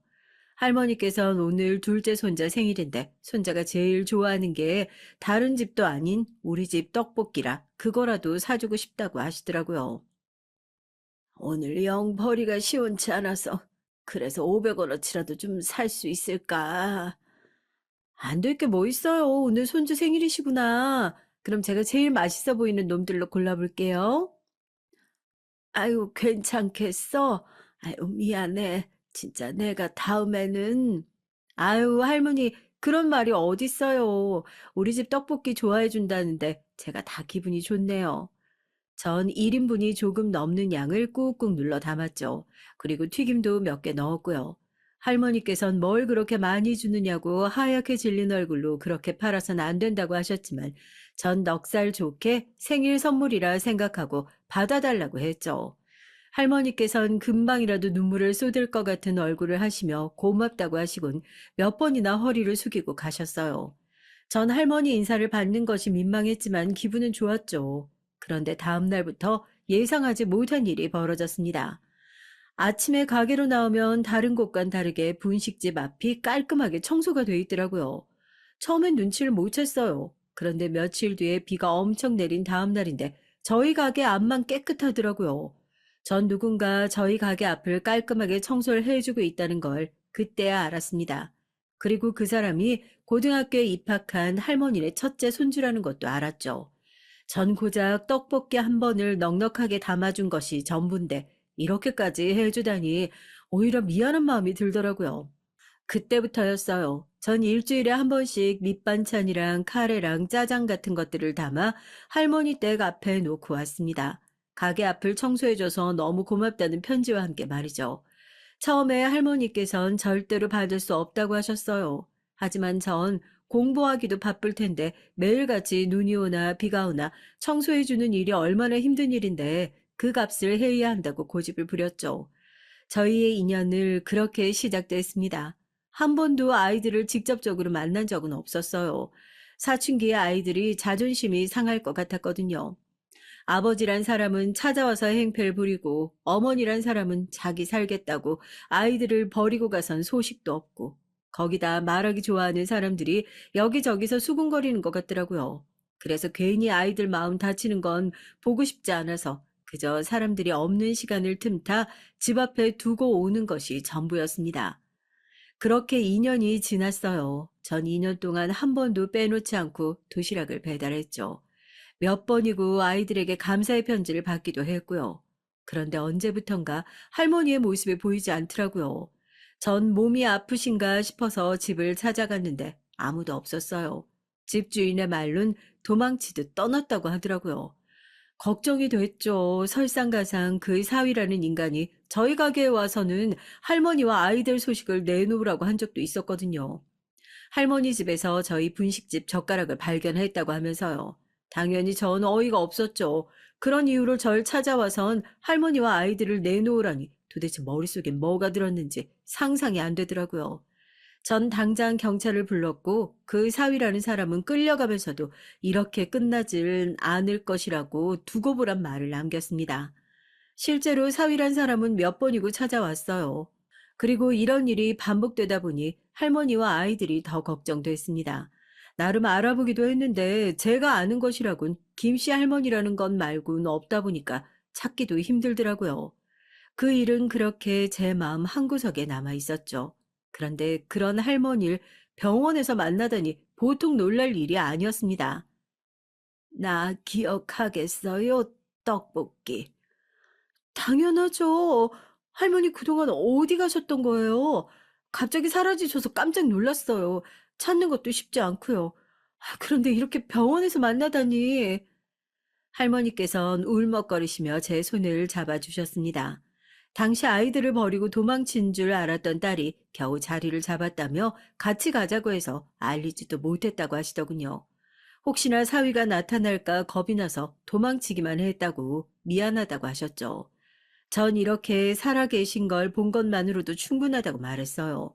할머니께선 곁에 서 있는 의사 선생님의 팔을 당기고는 어서 인사를 하라고 하더군요. 인사드리겠습니다. 첫째예요. 아주머니 도시락 덕분에 굶지 않고 학교 다닐 수 있었어요. 꼭 그 은혜 갚고 싶었는데 늦어서 죄송합니다. 먼저 찾아갔어야 했는데. 아, 첫째라면 그 우리 분식집 앞 매일 청소했다는 그 첫째? 네, 아주머니. 동생 놈도 곧 이곳으로 올 거예요. 기억하시진 모르겠지만 동생은 아직 학생이라 지금 수업 중이에요. 아주머니 정말 그때 감사드립니다. 아주머니의 도움이 아니었으면 지금의 저희는 있을 수 없었어요. 정말 감사드려요. 내가 뭘 했다고. 세상에 이렇게 훌륭한 의사 선생님이 되셨다니 정말 할머니 뿌듯하시겠어요. 내가 새댁을 어떻게 잊죠? 나 아프면 약 사다 줘. 영양제도 넣어줘. 자네가 우리한테 해준 것들 하나도 안 잊었지. 아주머니께서 시험 잘 보라고 넣어주셨던 편지 저 아직도 가지고 있어요. 의사 선생님께선 가운 앞주머니에서 작은 지갑을 하나 꺼내서는 제게 보여주더군요. 그 안엔 제가 적어줬던 메모들이 코팅이 된 상태로 들어있었습니다. 도시락만 주기 뭔가 허전해서 한마디씩 적어서 남겨뒀던 편지들이 가득이더라고요. 제일 위에 올려진 것이 시험 잘 보라는 말이었죠. 그것 말고도 감기 걸리지 말라고 한 것도 있었고요. 세월이 그렇게나 흘렀는데도 여전히 선명한 제 글씨에 괜히 기분이 이상하더라고요. 눈물이 날 것 같기도 하고 고작 그런 일로 감사를 받는 이 상황이 민망하기도 하고요. 제가 우물쭈물하고 있자 의사 선생님께선 공부하기 힘들 때마다 중요한 시험이 있을 때마다 이 편지에서 힘을 얻었다고 하더니 제 손을 잡았습니다. 아주머니 정말 죄송합니다. 제가 학교에 다녀오느라 늦게 와서 몰랐어요. 만약 빨리 알았더라면 바로 수술을 했을 텐데. 진짜 죄송해요. 마음고생 많이 하셨죠? 하지만 걱정하지 마세요. 수술은 확실히 성공했으니까요. 의사 선생님 덕분입니다. 감사해요. 정말 감사해요. 전 고마움에 어쩔 줄 몰라하며 허리를 숙였어요. 의사 선생님께선 그런 저를 일으키며 그저 은혜를 갚는 것뿐이라고 하셨고요. 할머니께선 시간이 있으면 자신과 얘기나 하자고 하셨습니다. 그동안 어떻게 지냈는지 다 말해주고 싶다고 하시며 마찬가지로 제가 어떻게 지내고 있는지도 궁금하다고 하셨죠. 전 할머니와 나란히 앉아 그 긴 시간에 대한 얘기를 한참 나눴어요. 막내의 컨디션이 점점 좋아지면서 저희 가족에게도 웃음이 찾아왔습니다. 할머니네 둘째는 이사를 가고 나서 제일 아쉬웠던 것이 제가 만든 떡볶이를 못 먹는다는 것이었다고 말해줬어요. 온갖 산의 진미를 다 줘도 그때 제가 싸준 도시락만큼 맛있는 음식은 없다고 말해주는데 얼굴이 다 화끈거리더군요. 전 할머니와 두 사람을 집으로 초대해 식사를 대접하기로 했습니다. 그렇게 저흰 자연스럽게 가족처럼 지내게 됐죠. 전 할머니의 도움으로 분식집도 다시 시작하게 됐고요. 오랜만에 다시 시작한 가게에서 정말 말 그대로 신바람이 났죠. 전 이제 모든 고생은 끝났다고 생각했습니다. 그런데 세상에 제 기억에서 깔끔하게 잊혀졌던 남편이 다시 저를 찾아왔더라고요. 잘 지냈냐고 아무렇지 않게 인사를 하며 들어오는 남편을 보는데 저 헛것 보고 있다고 생각했어요. 이혼을 하고 나서 처음이었거든요. 전 할 말을 잃고 그저 남편을 뚫어져라 보기만 했습니다. 남편은 가게를 둘러보며 눈으로 구석구석 훑었어요. 성공했구나. 이렇게 번듯한 가게도 차리고 시장에 갔더니 없어져서 얼마나 놀랐는데 여기 시세는 얼마나 해? 설마 매매는 아니지? 월에 얼마나 나가? 여기가 어디라고 나타나? 당신 무슨 얼굴로 나랑 당신이 무슨 사이라고 나타나서 그걸 물어보는데, 어? 무슨 사이라니, 여보. 사정상 아무리 떨어져 있어도 우린 부부야. 어떻게 그런 말을 해? 부부? 이혼한 지가 언젠데 부부래? 우리 이미 끊어진 인연이야. 그러니까 헛소리 그만하고 당장 나가. 능글거리면서 절 여보라고 부르는 남편을 보면서 정말이지 쌍욕이 혀끝까지 올라왔지만 전 최대한 침착함을 찾기 위해 심호흡을 하고는 남편에게 축객령을 내렸어요. 남편은 그런 제 말을 귓등으로 듣는지 조금의 미동도 없었죠. 전 소리를 높여 이혼까지 한 마당에 이제 와서 무슨 소리를 하느냐며 당장 나가라고 그렇지 않으면 경찰을 부르겠다고 했습니다. 그러자 남편이 충격적인 얘기를 하더군요. 누가 허락받았다고 이혼이야? 난 그 당시 이 나라에 없었는데 무슨 이혼? 내가 동의한 적도 없는데 우리 누나랑 짜고 이혼까지 만들었더라? 그럼 당연히 무효지 그건. 바로 소송할 거야. 난 절대 당신이랑 헤어질 생각 없거든. 그게 무슨 소리야? 내가 형님이랑 짰다니. 소송에서 우리가 이겼잖아. 양육권이고 친권이고 다 내가 가져오고 위자료 한 푼 안 받고 끝냈는데 무효라니. 무슨 말 같지 않은 소리야. 위자료라니. 난 동의한 적 없는 이혼을 진행하면 당신이 나한테 위자료를 줘야지. 애들까지 데려가는데 그 값을 했어야지. 어디서 날로 먹어? 뭐? 날로? 지금 말 다 했어? 당신이 그러고 나버지야? 어떻게 애들 두고 그런 말을 해? 당장 끌어내기 전에 나가. 오늘은 첫날이니까 이대로 가겠는데 당신 내가 이대로 넘어가길 바라면 그 값을 제대로 내야 할 거야. 지난 시간 동안 밀린 위자료 내가 다 받아낼 테니까. 남편은 기세등등하게 자기가 할 말만 하고는 나가버렸어요. 전 후들거리는 다리로 비틀거리며 가게 입구로 가서는 들고 있던 소금을 한 줌 뿌렸습니다. 남편이 아니라 제겐 재앙이나 다름없었거든요. 전 머리가 멍해지고 눈앞이 흐려지는 것 같았어요. 전 급하게 가게를 정리하고 집으로 들어가 누웠습니다. 이 일을 어떻게 해야 좋을지 아무리 머리를 굴려봐도 모르겠더라고요. 남편에게 돈을 주고 끝내고 싶은 마음도 들었지만 제게 그만큼의 돈이 있을 턱이 없죠. 지금 시작한 분식집도 할머니의 도움에 대출까지 받아 겨우 마련한 것이고 가게도 이제 흑자로 돌아서는 중이었는데 무슨 수로 제가 돈을 마련할 수 있겠어요. 아이들은 무슨 일이 있냐고 물었지만 전 그저 몸살 기운이 있다고 말하곤 방에 들어가 벽만 보고 있었습니다. 그때였어요.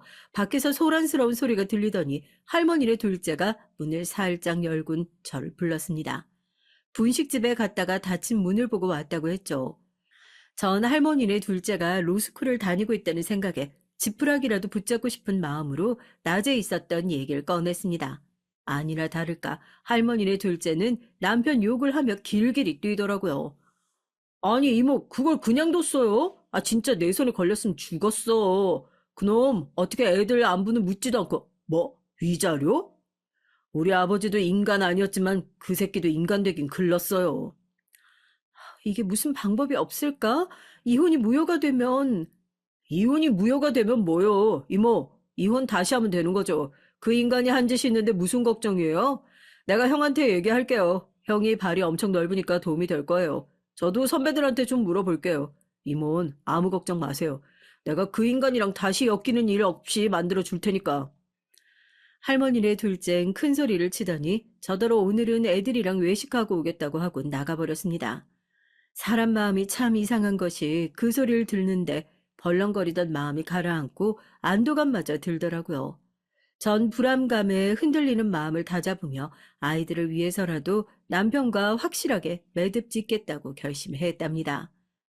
남편은 이후에도 몇 번이나 절 찾아왔어요. 결심을 단단히 한 전 마음대로 하라고 했죠. 이혼 무효 신청을 하겠다고 으름장을 놓는 남편을 보면서 상관없다고 대답할 정도였으니까요.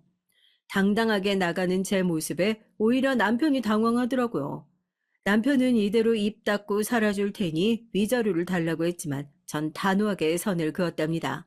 제가 생각보다 너무 강하게 나가자 남편이 머쓱해진 얼굴로 물러나기도 하더군요. 하지만 그것도 잠시였어요.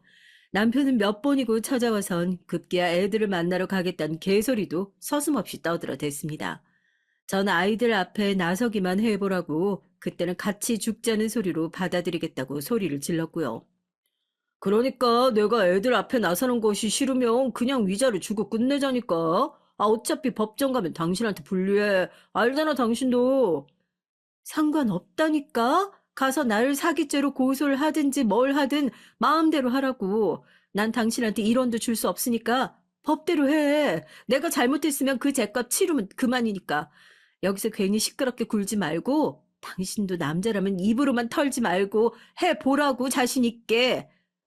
당신 이렇게 나오면 후회하는 사람 결국 당신이야. 애들 생각은 안 해? 애들이 엄마 없이 어떻게 크라고. 아, 내가 양보해 줄 테니까 그냥 합의하자. 합의는 무슨 합의? 당신 같은 인간 말종하고 무슨 합의를 해야 하는데? 우리 이모가. 남편이 저를 살살 달래며 돈을 뜯어내려고 하는 그때 문이 열리고 사람들이 우르르 들어왔어요. 그중엔 의사 선생님도 있었죠. 전 이 상황이 어리둥절하기만 했어요. 의사 선생님은 남편을 가리키며 이 사람이라고 하더니 제 곁에 와선 괜찮으시냐고 묻더라고요. 전 떨리는 목소리로 이 사람들은 누구냐고 했죠. 경찰이에요, 이모. 이모한테 이따위로 하는 쓰레기가 어디 멀쩡한 인생 살아왔겠어요. 알아보니까 인간 보이스피싱으로 여기저기 돈 뜯어내더라고요. 그래서 바로 데려왔죠. 혹시 무슨 해코지라도 한 건 아니죠? 의사 선생님 말에 의하면 남편은 그 일이 있자마자 중국으로 갔다가 보이스피싱 그룹의 중간 정도의 직책을 가지고 한국으로 돌아왔다고 하더라고요. 그리고 여기저기 일을 만들었다가 결국 꼬리가 밟힌 상황이었고요. 경찰에선 남편을 비밀리에 쫓고 있었다고요. 조직에서도 눈을 시퍼렇게 뜨고 찾을 정도라는데 정말 믿겨지지가 않았습니다. 제가 아는 남편은 그런 짓을 할 그릇이 아니었거든요. 세월이 참 무섭더라고요. 거기다 그런 위험한 상황에서 저를 찾아왔다는 사실에 눈이 돌 것 같았어요. 그 와중에도 남편은 뻔뻔스럽게 자긴 아니라고 말하며 발버둥을 치고 있었습니다. 아, 사람 잘못 봤다니까. 참, 사람 착각했어요. 나 아니라니까. 이거 좀 놓고 얘기하자고. 참. 너 나한테 이러고 두 발 뻗고 잘 수 있을 것 같아? 애들 보기 안 부끄러워? 너 같은 인간이 아빠라는 사실보다 더 부끄러운 일이 이 세상에 있을 것 같아? 어디 그 주둥이 애들을 올려? 내가 너 가만히 안 둔다. 두고 봐. 후회하게 해줄 테니까. 남편은 끌려가면서 고래고래 소리를 지르는데 섬뜩하더라고요. 하지만 전 내색하지 않으려고 몸을 돌렸죠. 그렇게 남편이 끌려 나가고 나서야 의사 선생님은 제 어깨를 토닥이며 다 잘 마무리될 것이니 걱정하지 말라고 했습니다. 전 남편이 이혼 무효를 주장하고 있는데 혹시나 이번 일로 앙심을 품으면 어떻게 하느냐고 물었어요. 의사 선생님은 웃기만 할 뿐 제게 걱정하지 말란 소리만 했죠. 그 이후로 남편에 대해서 들은 소식이라곤 징역을 살게 되었다는 것이 전부였습니다. 자세한 얘기가 오고 간 것 같은데 제가 알아서 무슨 소용이 있을까 싶어 알아보지도 않았어요. 제가 신경을 쓰고 있었던 건 오직 하나, 이혼 무효 소송이었죠. 그런데 그 얘기도 쏙 들어갔더라고요. 당연히 위자료 얘기도 없고요. 혹시나 징역을 살고 나와서 또 찾아오면 어떻게 하나 걱정은 됐지만 의사 선생님은 절대 그런 일이 없다고 확신에 찬 목소리로 말하더군요. 그 사건이 있었던 것도 벌써 2년 전이네요. 그 사이에 할머니께서도 노안으로 돌아가셨어요. 전 여전히 의사 선생님과 지금은 사법고시를 눈앞에 두고 있는 둘째까지 두 손주한 아직도 잘 지내고 있습니다. 할머니께서 돌아가시고 나서 두 사람은 제가 살고 있는 집 아래로 이사까지 왔어요. 비록 혈연 관계는 아니지만 더 가족 같은 사이가 되다 보니 이젠 제가 진짜 두 사람의 이모가 된 것 같은 기분이 들 정도랍니다. 지난주 할머니 기일에 맞춰 가족들끼리 납골당을 다녀왔는데요. 우리 아이들 손을 잡고 내려가는 두 사람의 뒷모습을 보고 있자니 기분이 이상하더라고요. 고작 도시락 하나였는데 이렇게 듬직한 가족이 생기다니 누가 상상이라도 했겠냐 싶기도 하고요. 전 저의 사랑스러운 가족들을 보면서 앞으로도 지금처럼만 지낼 수 있기를 기도했답니다. 마지막까지 들어주셔서 감사합니다.